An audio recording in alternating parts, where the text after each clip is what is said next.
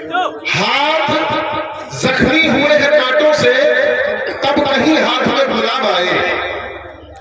हाथ जख्मी हुए हैं कांटों से, तब कहीं हाथ में गुलाब आए। और जिनके शाखों से रिश्ते टूट गए, गर्दनों तक भी गुलाब आए। उम्र कांटों में कट गई उस्मान, कब्र पर फूल बेच पाए। आज हम आप जिस मरहले में बैठे हैं, यकीनन आप सबको ये बताने की जरूरत नहीं है कि आप सब लोग साइकिल का बटन दबाएं। अपने विधायक जनाब हाजी रिजवान साहब को इतना बेहतरीन कार्यक्रम कराने के लिए उनको, हाजी उवैस साहब को और उनकी पूरी टीम को, और जितने भी उधर की विधानसभा क्षेत्र के लोग आए हैं या हर गरीब के लोग आए हैं, उन सबका बहुत बहुत स्वागत करते हुए अपनी बात को खत्म करता हूँ। धन्यवाद। देखिए, जब हवा चलती है तो सब तरफ लगती है। आप लोगों ने वोट का मतलब है कि कम से कम 60 सीट गठबंधन जीतेगा। और मैं जल्दी से अब उस्मान एडवोकेट साहब को बुलाता हूँ कि वो 2 मिनट के लिए आए और अपनी बात रखें।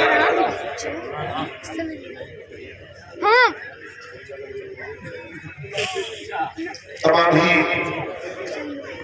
स्टेज पर बैठे हुए जिम्मेदारान और इन तमाम को जिम्मेदार बनाने वाले सामने बैठे हुए तमाम ही वो जियाले लोग जो असल जगह मेहनत करते हैं, आप सब लोगों का ये जज्बा हमेशा सलामत रहे। हाथ जख्मी हुए हैं कांटों से,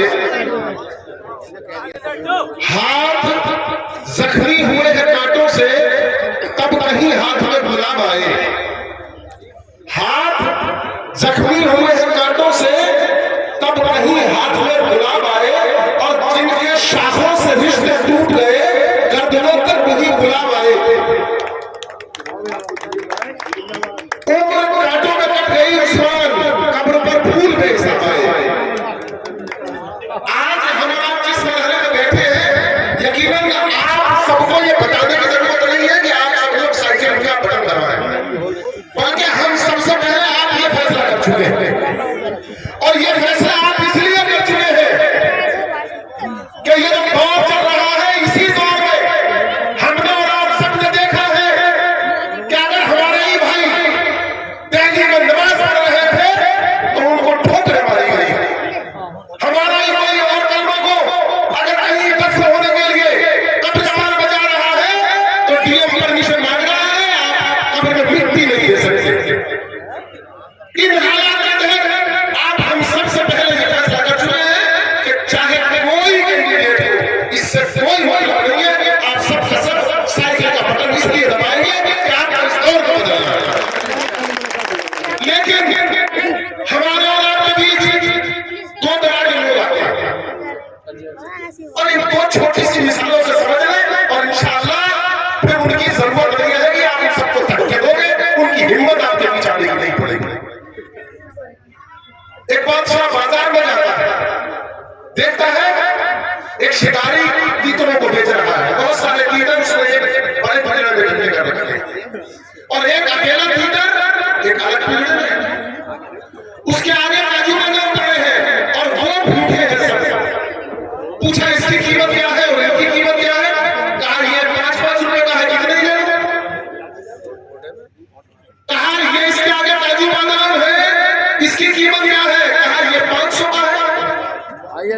बोले ये 500 का क्यों और ये 5 का क्यों? बोले इसी की वजह से ये सब पकड़ में आते हैं, ये पकड़वाने में मदद करता है, मैं इसीलिए से काजू बादाम खिलाता हूँ। बस ऐसे ही काजू बादाम खाने वाले लोग हमारा आपको पकड़वाने के लिए, दूसरों का साथ दिलवाने के लिए आ सकते हैं। उनसे होशियार रहना है, क्योंकि उस बादशाह ने उसको खरीदा और हाथ के हाथ वही उसकी गर्दन काटी। बोले जो कौम के गद्दार होते हैं उन्हें यही सजा है। और बस आखिरी बात है और कहूंगा आपसे, एक शख्स मुर्गा खरीद कर लाया और मुर्गे से कह दिया तेरी जान तब तक बख्शूंगा जब तक तू मेरा कहना मानता रहेगा। लाया, घर बंद किया, सुबह जल्दी उठा दिया, अजान दी। कहा इस अजान से मेरी आंख खुल जाती है, अजान देना बंद कर दे वरना तेरी गर्दन काट दूंगा। मुर्गे ने अजान देनी बंद कर दी। अब उसने पर पढ़ाना शुरू कर दिया। अगले दिन कहा इनसे भी मुझे नफरत है, पंख फड़फड़ाना बंद कर दे। पंख फड़फड़ाना बंद कर दिए।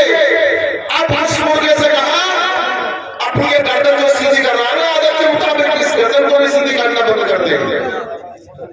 उसने ये कहना भी मान लिया। अब वो सुस्त पड़ा था। कहा तू मुझे मुर्गी जैसा लगता है, बनता देना शुरू कर, वरना तेरी गर्दन खा खाऊंगा। अब वो मुर्गा रोने लगा। पूछा क्यों रो रहा है? मुर्गे ने कहा बेहतर था मैं अपनी अजान पर ही कुर्बान हो जाता। तो ये जो दूसरी जगह इज्जत ढूंढ रहे हैं, अरे वो तो उसे चाट के खाने वाले ही है, वो इज्जत करने वाले नहीं है, तुम्हारी जान लेने वाले हैं।